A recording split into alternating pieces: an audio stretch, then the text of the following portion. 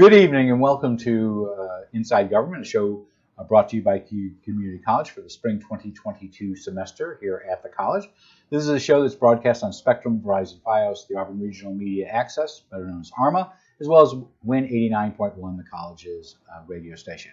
We are delighted to have in our studio tonight the new head of the Cayuga County Veterans Services Agency, Kevin Swab, who is new to his post. In fact, he is so new that this is his 68th day on the job. Having served in the United States Army, both domestically and overseas, in the Middle East during Operation Desert Storm, he's also served in Haiti, and he has several connections to the National Guard here in Cayuga County and Auburn. We've asked him on to talk about his agency and how they work with the public, and specifically the 5,000 veterans that are estimated to live in Cayuga County. Welcome to Inside Government, and congratulations on your new job. Thanks, I appreciate it. I'm glad to be here. You know, when I talked to Tom Minicucci and David Gould, I didn't know you were this new to this job. And we'll get into that, but you're not new to serving veterans and in the military. So, first of all, just some background. You sent me some great data. How many veterans do we have in Cayuga County? So, I checked two different sources, the census and the VA website, and they both were just over 5,000. And so I can say with pretty certainty that's where we are. So about 7%. If you use that number. Of just veterans. That doesn't include their families. That doesn't include their family members. That's just veterans. So if you include the average family, which is, in your case, a wife and two kids and another kid. Another kid. So that's about 20,000 people? Mm-hmm. Do we know not where they served, but what periods they've served at? Does the census data give us that information? No, and I'm getting, I'm trying to get in to find out more about that. But I think the trend is we have a lot of older veterans. We certainly interact with a lot of older veterans, a lot of Vietnam era veterans, a few World War II, Korea. So Korea and World War II, unfortunately, because of just demographics and age, they are dying off generations. Correct. So are the bulk of your active work that your office does, is it really with those from Vietnam, that era? We're getting a lot of Vietnam era veterans in. We're getting in younger veterans as well, especially as the global war on terror has kind of wound down. And 2001 and those who served overseas then. The interesting thing is that the military, I have to say military, I'm used to saying Army, but the military has done a much better job with veterans who are leaving the service, getting them into the VA system as they leave the service. And so they don't necessarily need to come to us unless they want to get something adjusted or fixed. Yeah. So you wanted to make this very clear. You're not the VA. We are not the VA. Okay. We are not. We are county employees who are advocates for veterans to the VA and other services that veterans are eligible for. So the Cayuga County Veterans Services Agency is located where? On Genesee Street, 95 Genesee Street. I like to say Mesa Grande is right across the street. We're in the building opposite. So where the Mesa Grande. DA's office is, Where the the county DA health, exactly. There's a rent-a-center next door, and then if you go up another way, you either get eyeglasses or an ice cream. Correct. Okay. It's the building with the windows in the front. The old MetLife. We're on the third floor in the back. So first of all, how big a staff do you have? So it's myself, another full-time, the deputy director. We have two part-time veteran service officers, and one of the services we provide is a minibus that brings veterans out to the VA hospital in Syracuse, and we have two part-time drivers for that. So I do want, because you've asked us to delineate between what the Veterans Services Agency does and the VA, what does your office do? So our office primarily interacts with veterans who are trying to navigate the VA system. It's very complicated. There's lots of rules, regulations, laws, and there are a lot of benefits available. Just like any bureaucracy, having someone to help you navigate is very important. And so that's probably the main thing we do, is help veterans navigate the system. So a big role is information referral, which is always important. Correct. And we also actually submit disability claims to the VA for the veteran. That's what the Veterans Service Officers So is the do. Veterans Administration, for those who may not and have been lucky enough not to have to use the VA, is the VA mainly medical? So there's three main components for the VA. There's the medical, the education, and then there's a death and burial part of the VA. We deal a lot with the medical side of things. We're very fortunate here in Auburn to have the VA clinic right here. So that's the top of East Hill? Yep, okay. Where the old Rite Aid is. When they redid that, they did a great job with that. I go there. And so you've used VA services? I absolutely have, yes. Okay. Yep. I'm one of those men who really didn't go to the doctor very much, and so now I'm getting more into going to the doctor. It's very easy to go to the clinic and get referred. And then if I have to, for specialty care under the VA, you have to go to the hospital. But VA also has a program that has really gotten better over the last several years called community care. And that's where you go through the VA and you say, hey, I have this issue or I need this test done, but I don't want to go to the VA hospital. And so they'll find a local provider, like here in Auburn, there's many of them. And so you can get some of your health care right here in Auburn through that community care program. So the thing about going to the VA hospital is it's kind of like one-stop shopping. You go there, they have specialists, and I've been pretty impressed by the VA system. So you said there were two other parts to So the education, which is GI Bill, and I've also used that because my oldest daughter paid for part of her college with a post 9/11 GI Bill, and that worked out pretty well. University of Buffalo? At University of Buffalo, when she went out there, she also went to Onondaga Community College before that. And then the other part is obviously the sad side of things is death and burial. So there are benefits that veterans can get for internment and funeral expenses. Is it for funeral expenses, or is it to make sure that someone shows up to do the ceremony at the gravesite? So it's funeral expenses. And I think a lot of the VA does that side of things.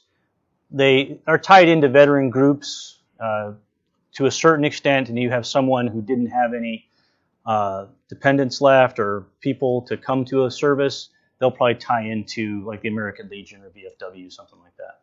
I want to talk about your role, but I have one other question, and we'll get back to the overall VA. Do we have an idea of the 5,000 veterans in Cayuga County? How many are disabled? I do not have that. That's one of those data points I haven't gotten to. But some of them you may not know, even though you were telling me a story. If you don't mind relating it, you don't have to give the specifics of it.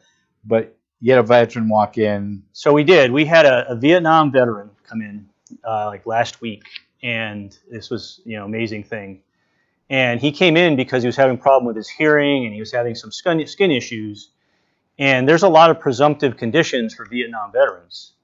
And the skin could be one of those. But then he told the veteran service officer, I was shot in Vietnam. And he was like, well, stop. Let's address that. He had never filed a claim since Vietnam because... Is that unusual? I don't know exactly what unusual is yet, but I would say so. But we've got a lot of proud people out there, and he served proudly, and he didn't necessarily want, the benefit that he was entitled to. And so, but now he's come in for a different condition. We talked him through the whole process, and we'll see where his disability claim goes from there. But I'm pretty sure he has a pretty good chance. So I want to talk a little bit about your new post, and then we'll come back to the DD 214 and VA and other stuff. So where are you originally from? So I'm from the Hudson Valley. If you know where Hudson, New York is, I'm from a small town called Claverick, so south of Albany. And I consider Poughkeepsie and everything south to be New York City, so I'm above that. So that's Knickerbocker good. area. Yeah. So you joined the Army? I joined the Army. I went to ROTC basic camp when I was 17, right out of high school. And I went to Marion Military Institute for 2 years. Where's that? In Alabama. Okay. And I was commissioned there as a second lieutenant, but you can't go on active duty until you have your bachelor's degree.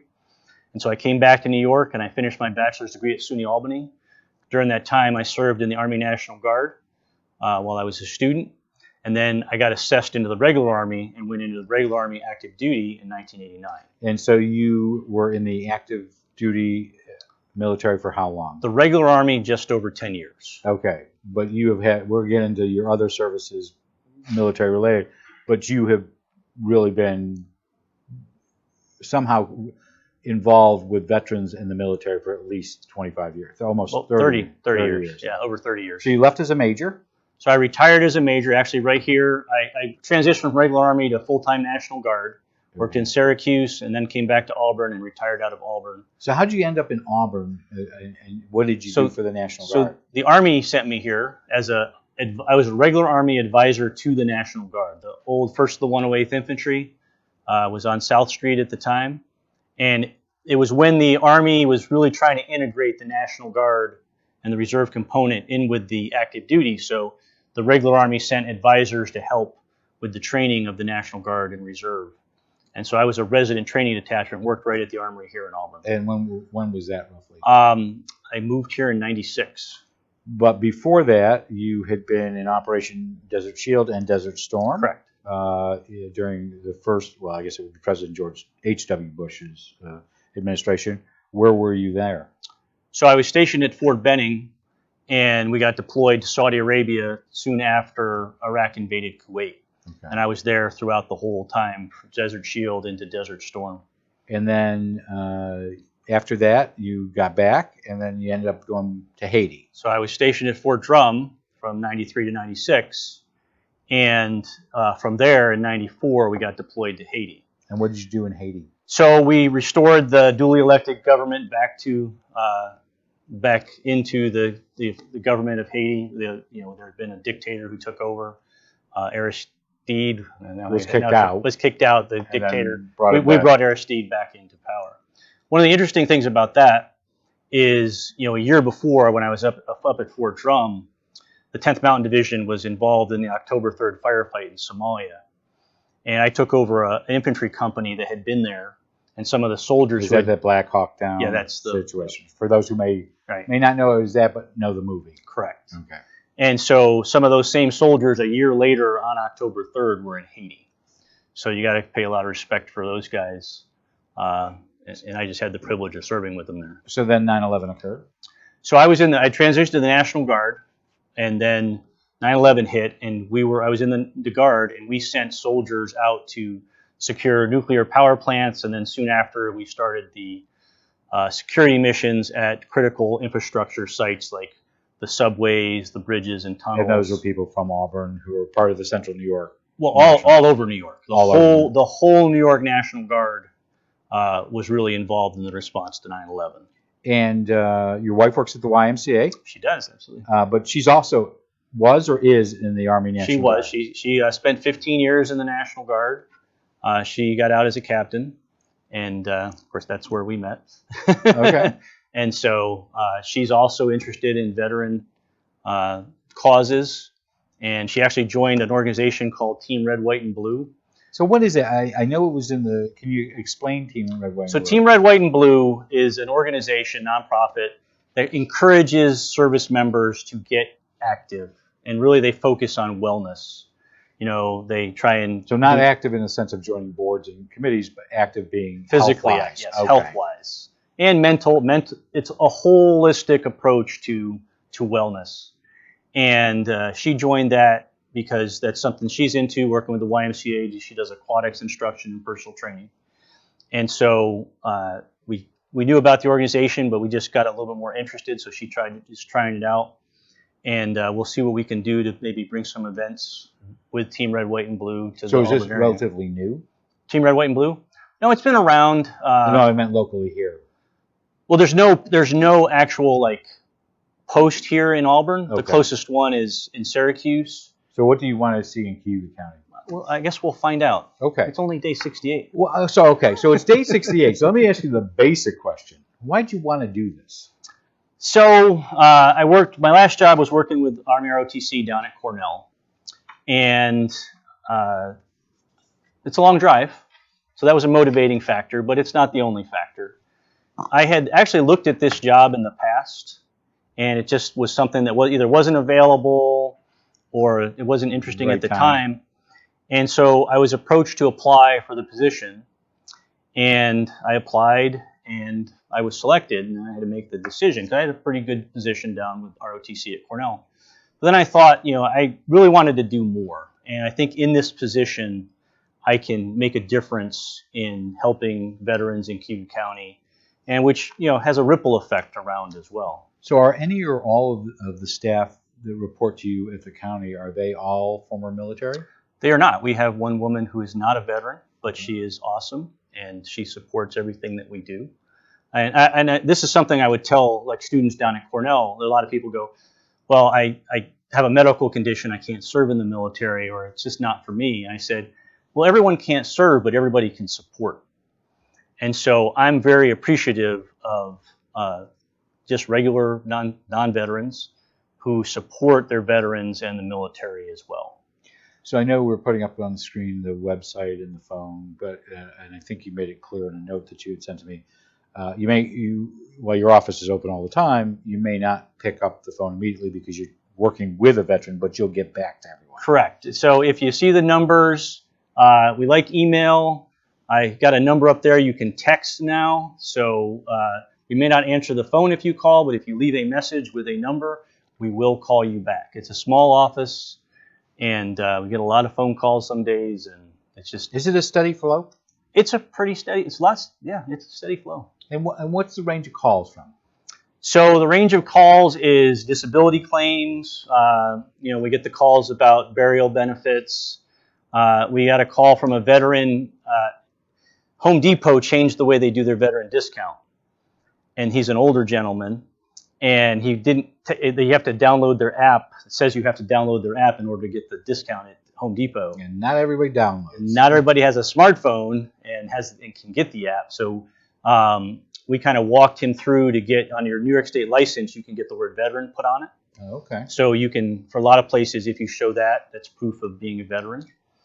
But we worked with him and with Home Depot. And there are a lot of businesses that you work with that are trying to help veterans by giving discounts, correct? Correct. And we think oftentimes about the national chains, but Cayuga County has a program called Return the Favor through the county clerk's office.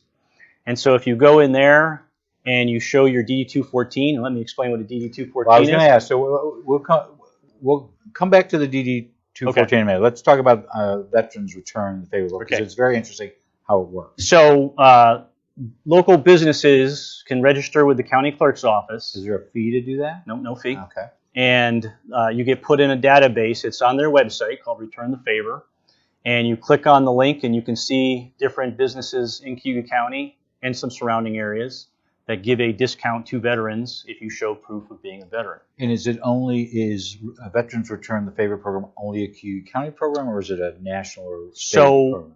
Onondaga County has their own. Okay. So it's really kind of, this one is focused on local businesses like, Lowe's and some of the big companies, they have their veteran discount. But you have some smaller stores that do this too. Correct? Oh yeah, absolutely. Okay. And if you go on the Return the Favor website, you can show that there's a place up in Fairhaven that's on the lake that offers a discount that I may go. I saw it on. I said that looks pretty neat. I might go visit that. Sort of thing. I want to talk about this. And I've heard this for years. The all-important DD-214. So first of all, what is it? So your DD-214 is the form that you get when you leave military service. It's your record of military service. So that form is the evidence that you served in the military. It shows how long you served. It shows, in some cases, where you served, what awards and decorations and what training you got, and how you were discharged from the military. Does it give medical information? No. Okay. It does not do that. So it's important. So when is it given to you? As you are leaving the military. Okay. So why is it important to have? So it is your record of having served in the military. So if you need to go to the VA or you need to ask for veteran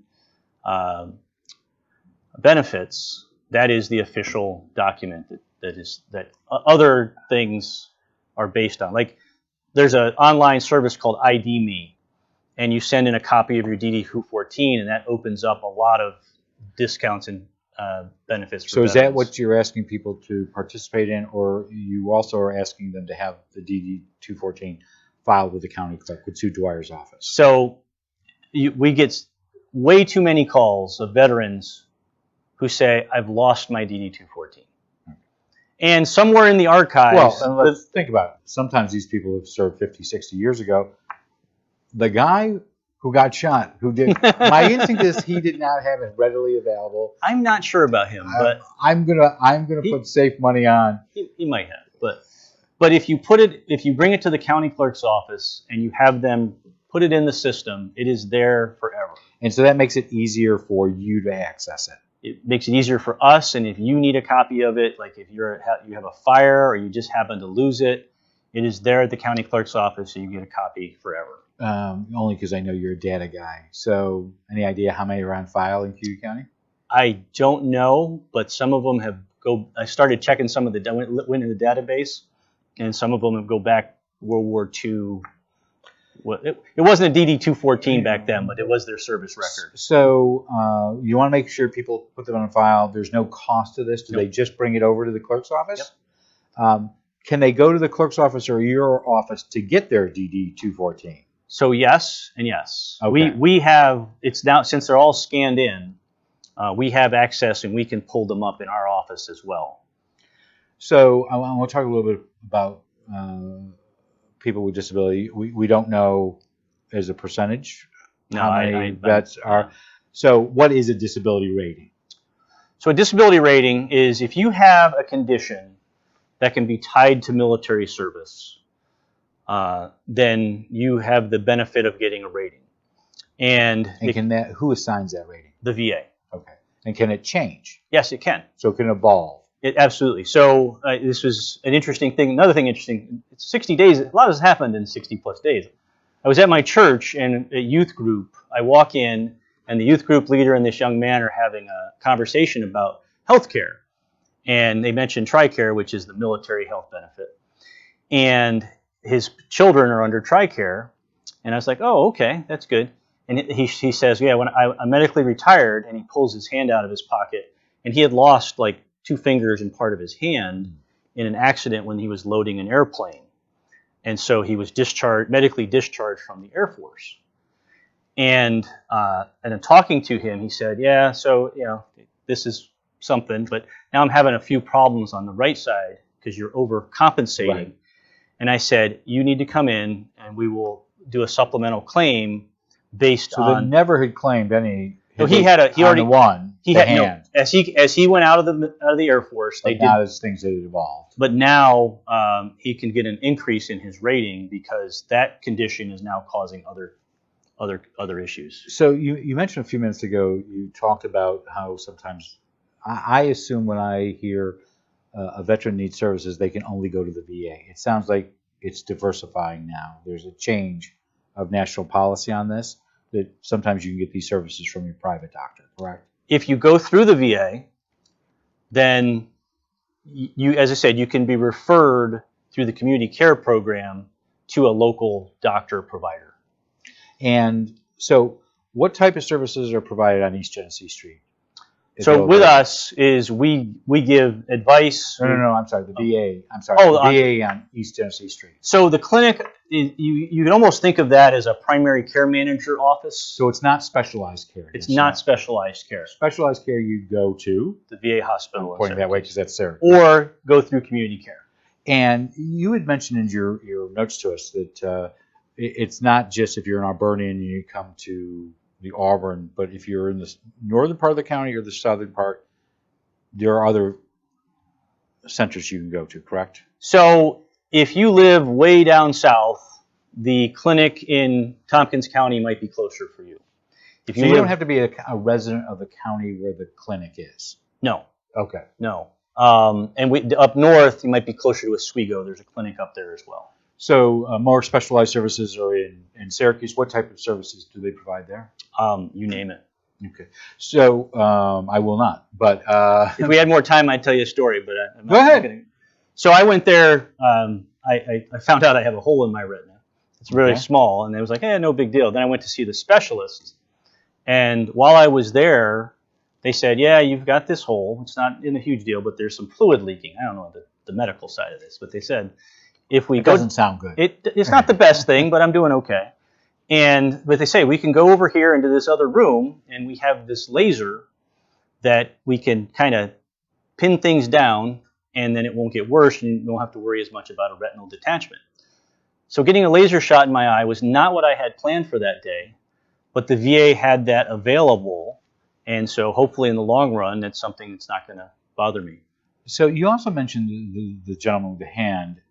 Tricare, does it serve families as well? So Tricare is a military benefit. It's not necessarily health insurance, but he was medically retired, so he retained his Tricare as a retiree. I also have Tricare as a retiree as well. But are your children eligible? Yes, under Tricare, your children are eligible. For the VA, they're not eligible. I want to cover a couple other things, but I do want to talk about the VA for a second. They were highly criticized, especially during the Obama administration, for the way they treated veterans.